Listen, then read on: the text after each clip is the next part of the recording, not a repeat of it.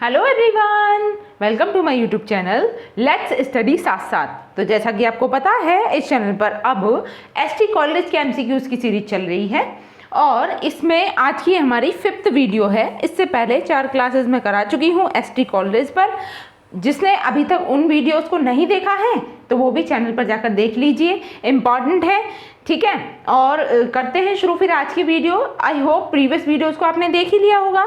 जैसे कि हम ईएमआरएस के सिलेबस के अकॉर्डिंग बात कर रहे हैं, तो ईएमआरएस के सिलेबस में जितने भी राइटर्स हैं उन राइटर्स के मैं एमसीक्यूज करवा रही हूँ यहाँ पर, ठीक है। तो सबसे पहले हमने शेक्सपियर को किया था, उसके बाद हमने रोमांटिक एज शुरू की। रोमांटिक एज के जितने भी राइटर्स हैं उनको हम कवर अप कर रहे हैं। विलियम वर्ड्सवर्थ पे एमसीक्यूज हम सॉल्व कर चुके हैं, साथ ही जॉन कीट्स और पीबी शैली के। अभी बारी है एसटी कॉलेज की। चलिए फिर शुरू करते हैं आज की वीडियो। देखिए, first question is S T Coleridge best known for his poem the rime of the ancient mariner which was a और एन। यहाँ पे पूछा गया है कि एसटी कॉलेज जो हैं उनको वो बहुत ही ज़्यादा फेमस हैं या उनको जाना जाता है उनके एक बहुत ही परफेक्ट वर्क के लिए। उस वर्क का नाम है राइम ऑफ एंशिएंट मैरिनर। और राइम ऑफ एंशिएंट मैरिनर किस टाइप का वर्क है? एलेगोरिकल पोएम है, पेस्टोरल पोएम है, रोमांटिक पोएम है या फिर डिवाइन पोएम है? क्या होगा इसका राइट आंसर? सोचिए, आंसर कीजिए।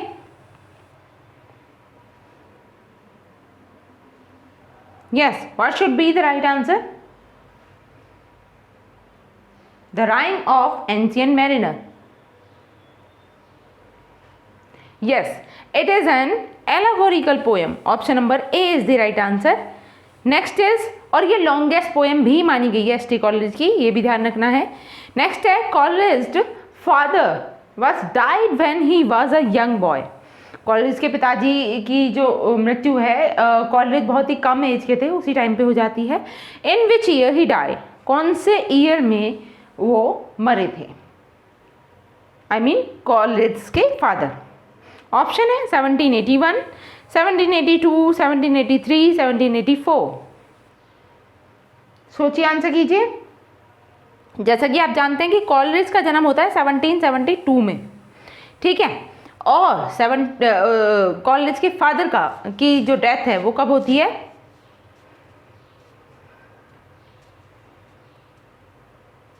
यस, 1781 में। यानी उस टाइम पे कॉलेज कितनी एज के थे?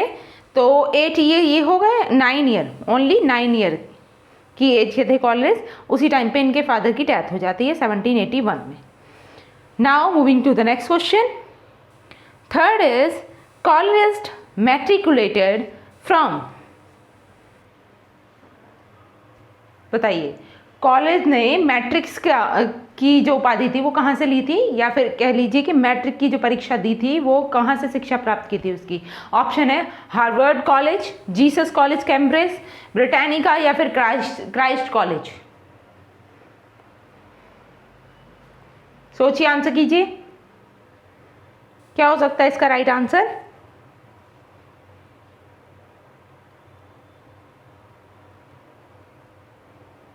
Yes, what should be the right answer?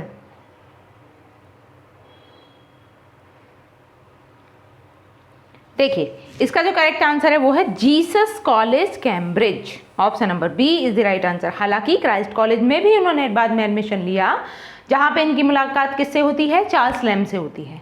Next is question number 4। Coleridge and Robert Southey was collaborated work was आ।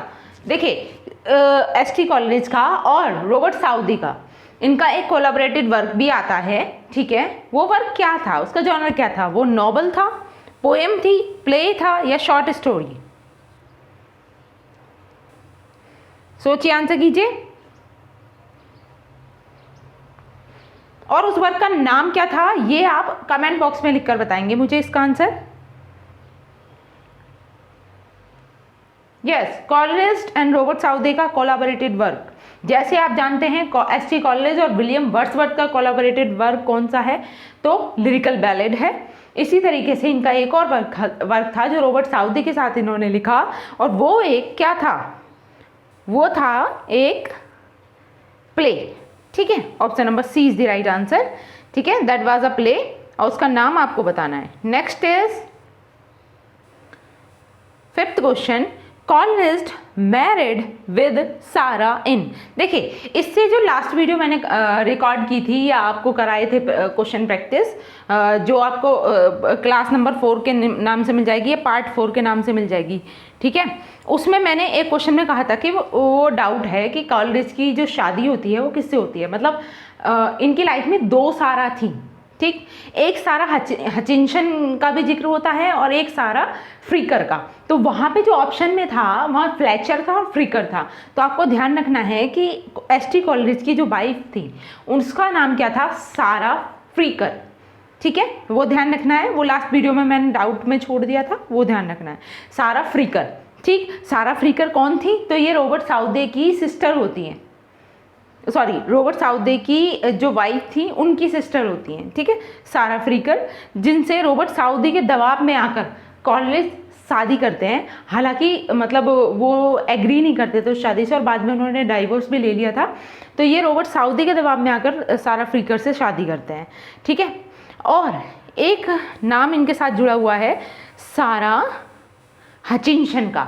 अब सारा हचिंसन कौन थी, तो सारा हचिंसन थी विलियम वर्ड्सवर्थ की जो वाइफ थी मैरी हचिंसन, उनकी सिस्टर, ठीक है, जिन्हें ये बहुत ज़्यादा पसंद करते थे। लेकिन इनफैक्ट उस टाइम तक विलियम वर्ड्सवर्थ और मैरी हचिंसन की भी शादी नहीं हुई, उससे पहले ही, ठीक है। और ये जो जिक्र है, ये जो बात हमें देखने को मिलती है, इनका एक वर्क है डिजेक्शन एंड ओड, उसमें हमें देखने को मिलती है सारा हचिंसन का जिक्र आता है, जिसके लिए या जिसके ऊपर ही सारा हचिंसन के लिए ही इन्होंने वो वाला वर्क लिखा था, detection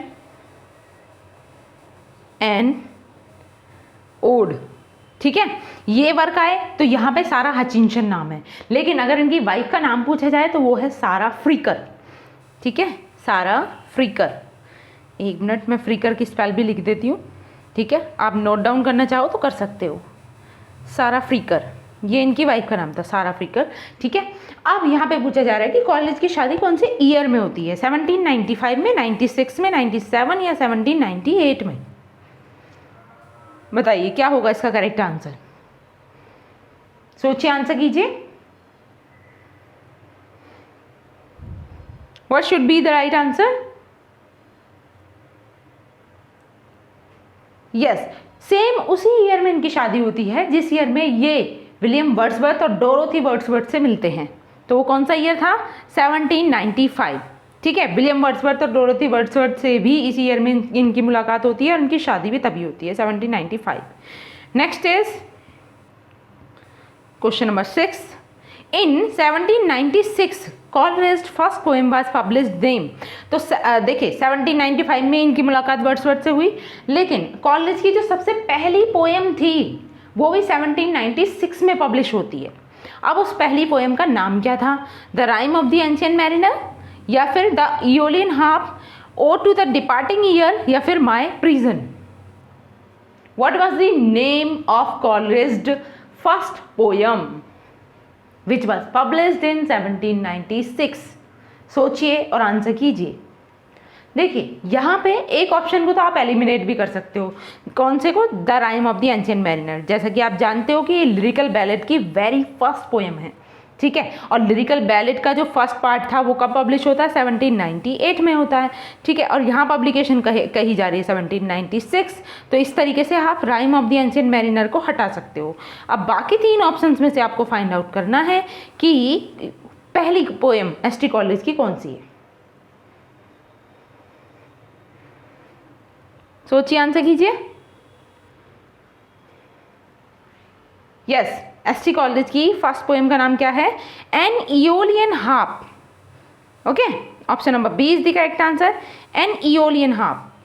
this was the very first poem of ST Coleridge which was published in 1796। Next is 7th, overriding interest of Coleridge were. मतलब कॉलेज का सबसे अधिक कौन से फील्ड में ज़्यादा इंटरेस्ट है, सबसे अधिक इंटरेस्ट कौन से फील्ड में था। ऑप्शन है philosophy and psychology, sociology and religion, philosophy and religion, या फिर हिस्ट्री एंड फिलॉसफी। बताइए क्या होगा इसका राइट आंसर। सोचिए, आंसर कीजिए। Overriding interest of Coleridge were philosophy and psychology, sociology and religion, philosophy and religion या फिर history and philosophy।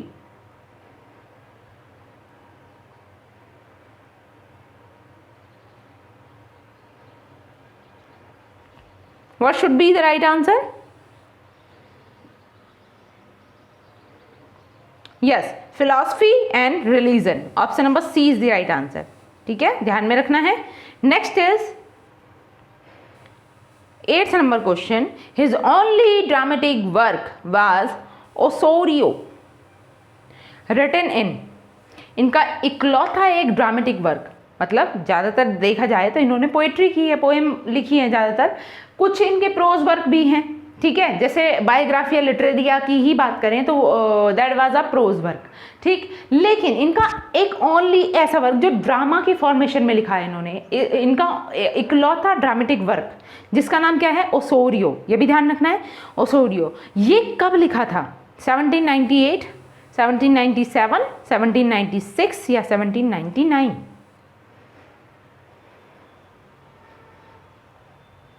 What should be the right answer? सोचिए, आंसर कीजिए।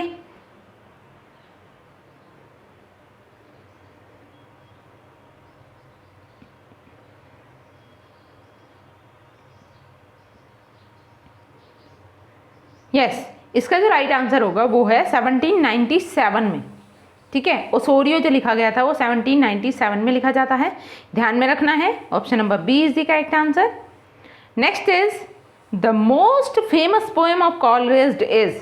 तो सबसे ही ज़्यादा सर्वाधिक रूप से फेमस या सर्वाधिक रूप से फेम पाने वाली पोएम कौन सी है एसटी कॉलेज की? हालांकि पोएम्स तो सारी ही अच्छी हैं, जो एक ऊंचे लेवल पे फेम पाई वो the rime of the ancient mariner, कुबला Khan, line tree Bower या फियर्स इन सॉलिट्यूड?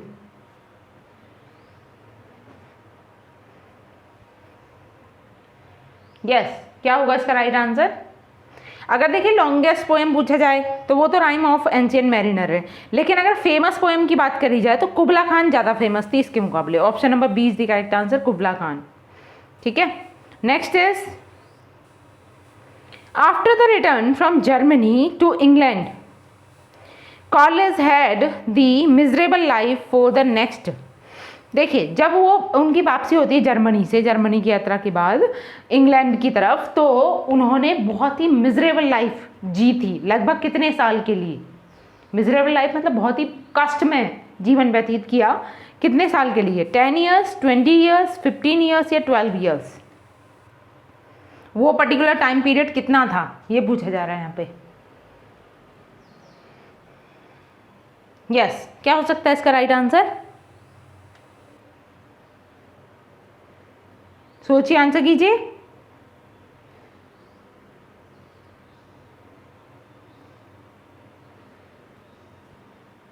यस, वो जो टोटल टाइम पीरियड था वो था 12 years.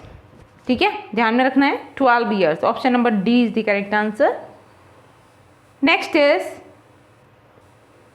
The rime of the ancient mariner is a ballad but it can be described as.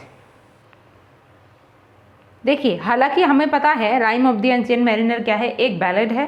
ठीक है, जिसको total 7 parts में डिवाइड किया गया है। इसको और किस नाम से डिस्क्राइब किया जाता है? ऑप्शन है a sonnet, a lyric, a long narrative poem या फिर नन ऑफ दीज। तो नन ऑफ दीज कट कर दीजिए, बाकी 3 ऑप्शंस में से सोचिए और आंसर कीजिए क्या है। सोनेट है, लिरिक है या लॉन्ग नैरेटिव पोएम? और किस अदर टाइटल से हम इसे डिस्क्राइब कर सकते हैं?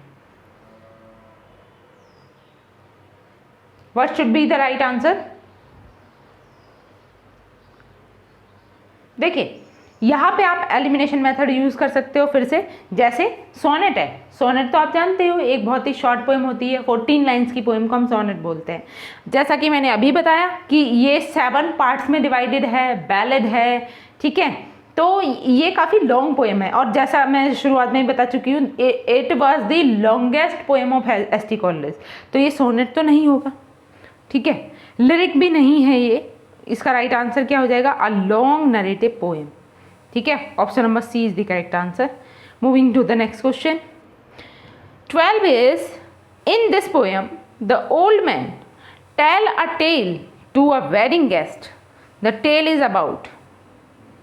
इन दिस पोएम, यहाँ पे कौन सी पोएम की बात हो रही है? यहाँ बात हो रही है rime of the ancient mariner की।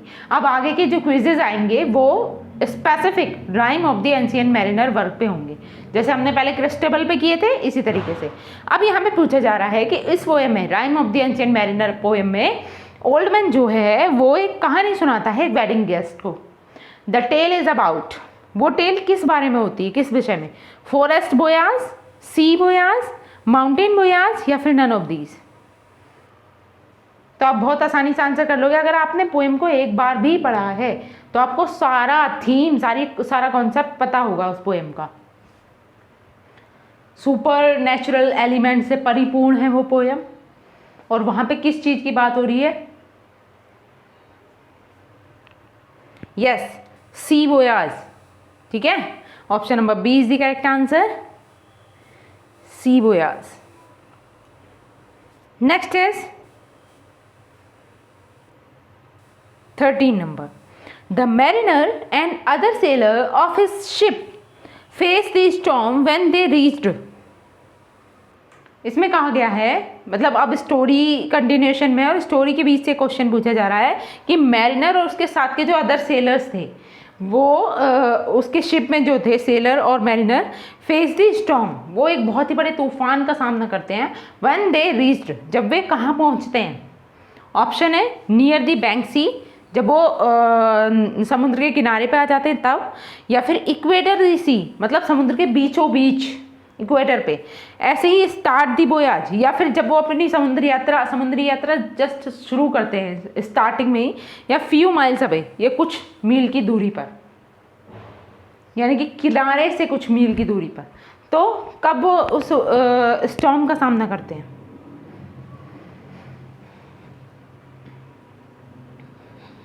सोचिए, आंसर कीजिए,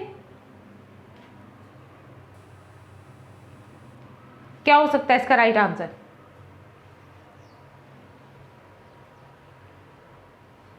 यस, इसका जो राइट आंसर है वो है इक्वेटर सी।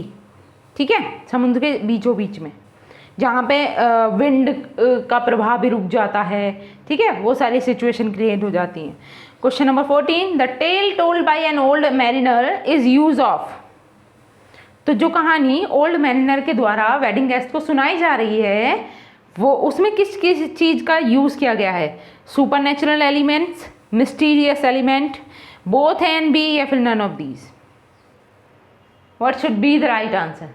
मोस्ट सुटेबल आंसर यहाँ से देखना है, क्या होगा इसका correct answer?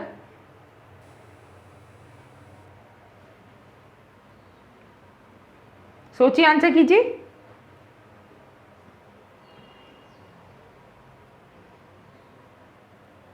Yes, old mariner के द्वारा जो टेल सुनाई जा रही है उसमें वो क्या क्या यूज़ कर रहे हैं? सुपर नेचुरल एलिमेंट्स का यूज़ कर रहे हैं, मिस्टीरियस एलिमेंट्स का भी यूज़ कर रहे हैं। तो राइट आंसर हो जाएगा both A and B, option number C is the correct answer. Next is 15, the wedding guest declares that he fears mariner with his. Wedding guest जो है वो ये डिक्लेयर करता है कि वह उस मैरिनर से डरता है। क्यों? with his glittering eyes and skinny hand, या फिर with his crossbow, या फिर terrible tail, या फिर his strange voice? किस रीजन से, क्या कारण है कि वो मैरिनर से डर रहा है?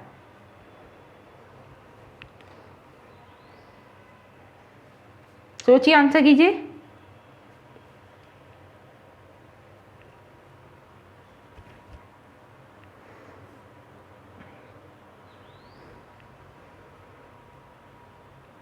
फर्स्ट ऑप्शन का हिंदी मीनिंग है glittering eyes and skinny hand, यानी कि उसकी चमकती आंखों को देखकर, उसके पतले दुबले हाथों को देखकर डर रहा है वो, या फिर क्रॉस बो, उसके धनुष बाण से डर रहा है, या फिर टेरिबल टेल, उसकी डरावनी कहानियों से डर रहा है, या फिर हिज स्ट्रेंज वॉइस, उसकी बहुत ही अजीब सी डरा देने वाली आवाज़ से डर रहा है। यस, वेडिंग गेस्ट जो डिक्लेयर करता है that he fears mariner with his glittering eyes with and skinny hand. ठीक है, option number A is the correct answer, इसका राइट आंसर यही है. Next is 16 question number, when the mariner killed the albatross the other sailors considered it the symbol of. जब शुरुआत में mariner एल्बाट्रोस को मारता है या मार देता है, द अदर सेलर्स, जो दूसरे सेलर्स होते हैं, वो इस चीज़ को किस चीज़ के सिंबल के रूप में कंसिडर करते हैं? कहते हैं ना, अगर हमारे मतलब अब भी हमारे घर में कुछ भी घटित होता है तो हम उसे गुड लक या बैड लक में तोल देते हैं कि जैसे कोई नए बच्चे का जन्म हुआ तो इसके कदम बहुत शुभ है हमारे घर में, इस तरीके से. ठीक है, तो यहाँ पे जब वो मैरिनर उसे एल्बाट्रोस को किल कर देता है, अदर सेलर्स क्या कंसिडर करते हैं, उसे किस चीज़ का सिंबल मानते हैं? बैड लक का, गुड लक का, या फिर डेंजर का, या फिर होप का?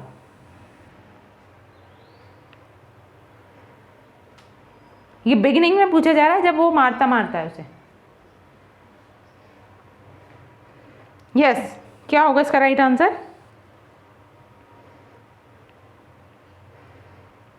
वो सिंबल मानते हैं गुड लक का. ठीक है, option number B is the right answer.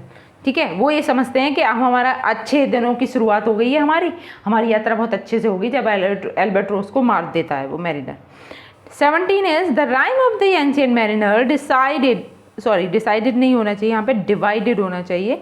Divided into how many parts? Option है 6 पार्ट्स, 7 पार्ट्स, 8 पार्ट्स या 9 पार्ट्स. इसका आंसर मैं आपको पहले ही बता चुकी हूँ. क्या होगा इसका राइट आंसर बताइए? कितने पार्ट्स में डिवाइडेड है rime of the ancient mariner? Yes, there are total 7 parts. ठीक है, 7 पार्ट्स में डिवाइडेड है the rime of the ancient mariner. Next is question number 18. Yes, question number 18 is the mariner stops the young man to tell him the story of a. जो old mariner होता है वो young man को, जो wedding guest जा रहे होते हैं ना, 3 वेडिंग गेस्ट जा रहे होते हैं, उनमें से एक को रोक लेता है वो. ठीक है, अपनी स्टोरी ज़बरदस्ती सुनाने के लिए उसे.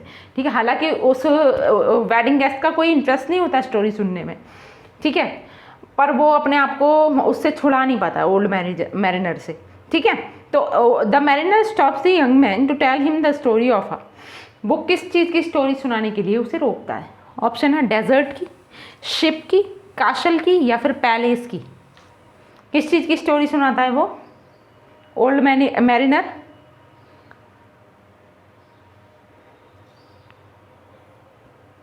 सोचिए, आंसर कीजिए.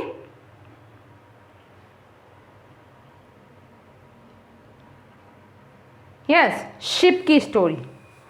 ठीक है, option number B is the correct answer. Next question 19 is the wedding guest believes that mariner is a ghost because wedding guest को ये लगता है या उसे ये विश्वास है कि जो ओल्ड मैरिनर है वो एक घोस्ट है. ऐसा क्यों लगता है उसे? he is so thin and scary looking, या फिर his eyes color was red, his look was like Dracula, या फिर his voice was very strange. किस वजह से उसे ऐसा फील होता है कि जो मैरिनर है वो एक घोस्ट है, एक भूत है?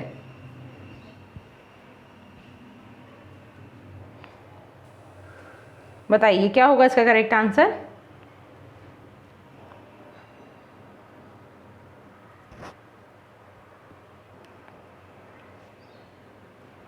यस, क्या होगा इसका राइट आंसर?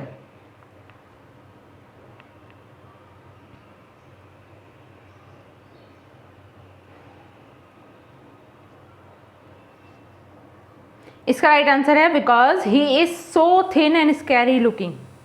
ठीक है, क्योंकि वो बहुत ही ज़्यादा पतला और डरावने लुक का था, दिखने में डरावना था. Option number A is the right answer. Next is question number 20. The first thing that the ancient mariner says to the wedding guest. पहला शब्द एंशिएंट मैरिनर वेडिंग गेस्ट से क्या कहता है? पहला शब्द क्या होता है उसका? हे यू, या फिर स्टॉप हेयर, लिसन स्ट्रेंजर, या फिर please listen to me. What was his first word?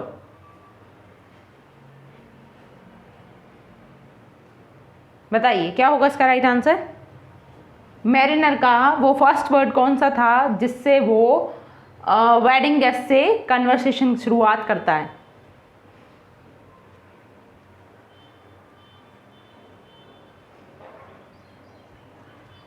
Yes, वो वर्ड था listen stranger.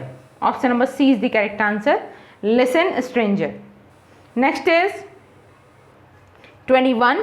The mariner's story begins with the ship leaving harbor and sailing. तो मैरिनर की स्टोरी जैसा कि आप जानते हैं कि शिप के विषय में स्टोरी थी, तो शुरुआत कहाँ से होती है, begins with the ship leaving harbour, के शिप जो है वो अपने हार्बर को छोड़ के, मतलब अपने बंदरगाह को छोड़ के आगे यात्रा की तरफ बढ़ रहा है। एंड सेलिंग, और सेल करता हुआ, तैरता हुआ कहाँ कहाँ बढ़ रहा है, आगे या पीछे, बैकवर्ड, फॉरवर्ड, नॉर्थवर्ड या साउथवर्ड, इनमें से क्या आएगा। Selling backward, selling forward, selling northward या फिर सेलिंग साउथवर्ड। किस दिशा में अपनी यात्रा शुरू करता है वो, इस तरीके से मान लीजिए क्या होगा। सोचिए, आंसर कीजिए।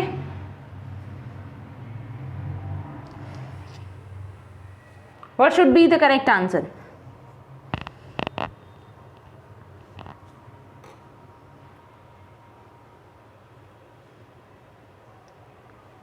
यस, इसका जो राइट आंसर होगा सेलिंग साउथवर्ड, साउथ की तरफ वो यात्रा शुरू करते हैं अपनी, ठीक है। तो यहाँ आ जाएगा sailing southward. Option number D is the correct answer. Next is 22. The mariner kills albatross because, mariner albatross को क्यों मारता है, क्या रीजन था। ऑप्शन है he associated the lack of wind with it, he was irritated, he was angry, he was a hunter. इसका मतलब है he associated the lack of wind with it, क्योंकि वो एसोसिएट कर रहा था कि विंड की, जो हवा की कमी होती जा रही है वहाँ पे, वो उसी की वजह से एल्बाट्रॉस की। या फिर ही वॉज इरिटेटेड, वो बहुत ज़्यादा एल्बाट्रॉस से इरिटेट हो चुका था। या ही वॉज एंग्री, या फिर उसे बहुत ज़्यादा गुस्सा आ रहा था। या फिर ही वॉज अ हंटर, या वो पक्षियों का शिकारी था एक तरीके से, वो बर्ड हंटर था, इसलिए उसने उसे मारा। What was the reason. Yes, सोचिए, आंसर कीजिए।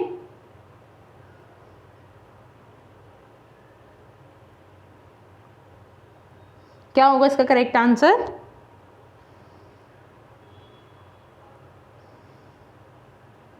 देखिए यहाँ पे जो राइट आंसर है वो यही है, option number A, he associated lack of wind with it, ठीक है। Option number A is the correct answer. Next चलते हैं question number 23. The crew hangs the albatross. जो पूरा क्रू होता है, या ऐसा मान लीजिए मैरिनर के साथ जो बाकी सारे सेलर्स होते हैं, अदर सेलर्स, वो एल्बाट्रोस को कहाँ टांगते हैं, कहाँ टांग देते हैं उसे मारने के बाद में। मतलब मैरिनर जब उसे मार देता है, उसकी वो पड़ा मृत शरीर पड़ा होता है शिप पे, तो उसे कहाँ टांगने की बात करते हैं, कहाँ टांग देते हैं। On the ship, on a stick, around mariner's neck, या फिर नन ऑफ दीज। कहाँ, शिप पे टांगते हैं, या फिर एक स्टिक पे टांग देते हैं, या फिर मैरिनर के गले में लटका देते हैं। क्या होगा इसका राइट आंसर।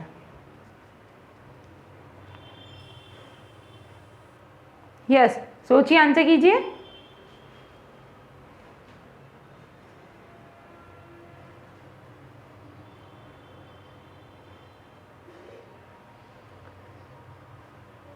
तो इसका राइट आंसर है अराउंड मैरिनर्स नेक, मैरिनर के गले में लटकाया जाता है उसे, ठीक है। Option number C is the correct answer.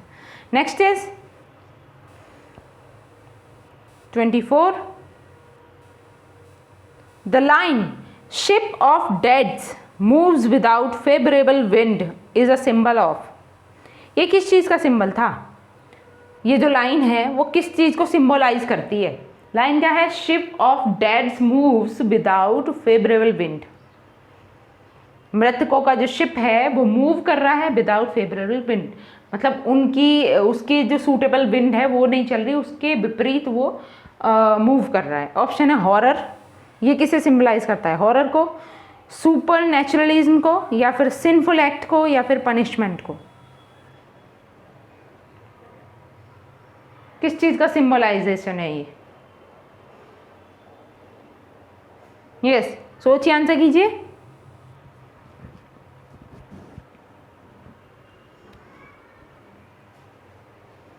Yes, यहाँ पे जो सिंबल है वो है सुपर नेचुरलिज्म।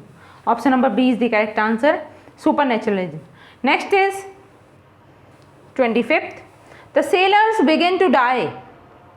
सेलर्स मरना शुरू हो जाते हैं, एक एक करके मरने लगते हैं, बिकॉज ऑफ हंगर, भूख की वजह से, ड्यू टू फियर या फिर डर की वजह से, ऑफ थ्रस्ट प्यास से मरने लगते हैं, या फिर ड्यू टू कोल्ड या फिर सर्दी से मरने लगते हैं।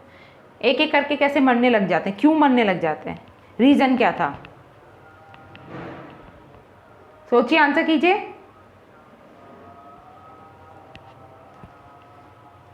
यस, क्या रीज़न था? जैसे कि हमने लाइन भी सुनी है इसमें, वाटर वाटर एवरीवेयर, ठीक है, बहुत ही फेमस लाइन है इस पोएम की। But there is no drop to drink. तो ये प्यास से मरने लगते हैं, of thrust. Option number C is the correct answer. Next is 26th, the mariner endured his life on the ship 4। और मैरिनर जो था वो लगभग कितने, जैसे उसके साथ वाले जो सेलर्स थे वो एक एक करके मर ही रहे थे, तो वो लगभग कितने दिनों तक सरवाइव करता है उस शिप पर? ऑप्शन है 3 days and 3 nights, 7 days and 7 nights, 7 days and 6 nights या 9 days and 9 nights। ये पोएम की लाइन में भी मेंशन है, ठीक है, इसलिए पूछा जा सकता है कि टोटल कितने डेज के बारे में वहाँ पे जिक्र किया गया है। बताइए क्या होगा इसका करेक्ट आंसर? सोचिए, आंसर कीजिए।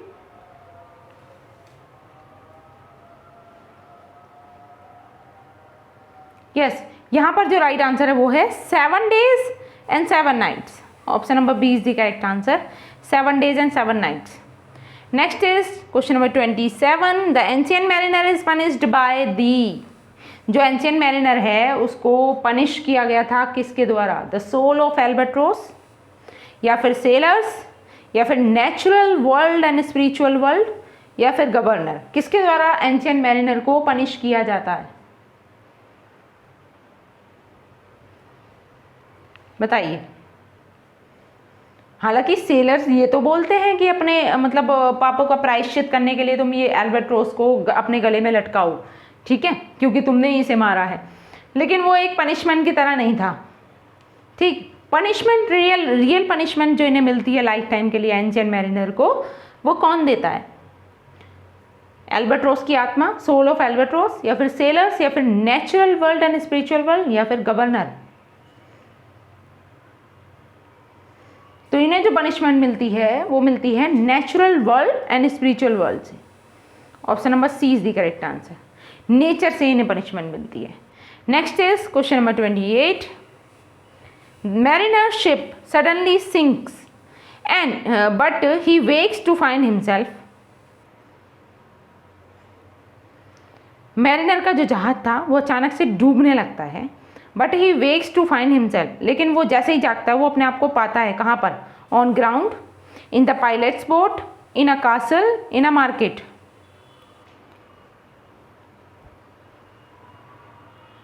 क्या होगा इसका राइट आंसर?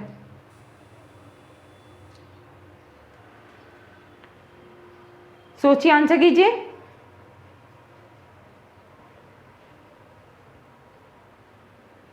यस, वो खुद को कहाँ पाता है? In the pilot's boat. Option number B is the correct answer, in the pilot's boat. Next is 29, the mariner hoped that the hermit could absolve him of his sin, washing the blood of the albatross off from his hands, his clothes, his soul। क्या हो सकता है इसका right answer? Mariner को ये उम्मीद थी that the hermit could absolve his of his sin, मतलब जो हर्मिट है वो उसे उसके पाप से मुक्त करा सकता है। Washing the blood of the albatross of, albatross का खून उसके कहाँ से हटाकर या कहाँ से धोकर? उसकी आत्मा से धोकर, उसके हाथों पे से धोकर, या उसके कपड़ों से धोकर? What should be the right answer?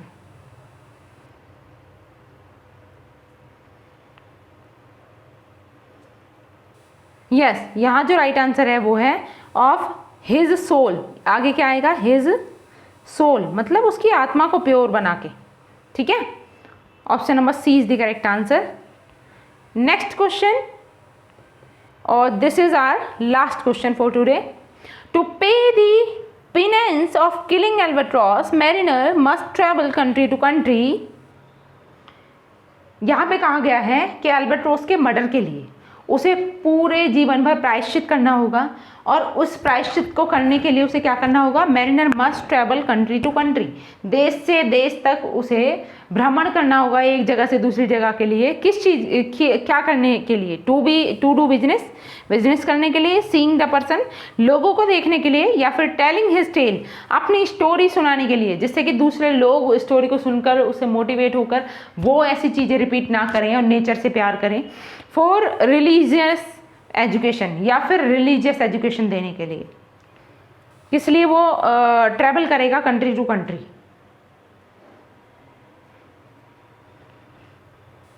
क्या होगा इसका करेक्ट आंसर? यस, सोचिए, आंसर कीजिए।